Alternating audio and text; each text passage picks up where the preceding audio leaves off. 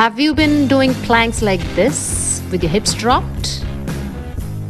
Or with an anterior pelvic tilt and retracted shoulders? Or doing push-ups like this? Or this? Or this? Oh God, please tell me I'm not the only one. Let's quickly fix that pelvic region by anteriorly tilting your pelvis and posteriorly tilting your pelvis. Do it a couple of times, get the feel of it, and keep it posteriorly tilted. Then get into protraction. Do the same in plank position as well. Protraction and fix that pelvis by posteriorly tilting your pelvis.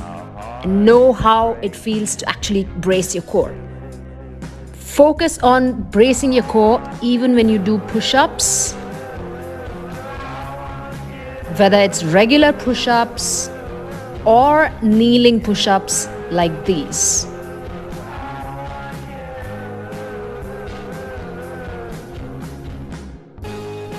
In this drill, you slowly focus on going down, drop your whole body, release your hands, and then tilt your pelvis posteriorly, then push off from the ground.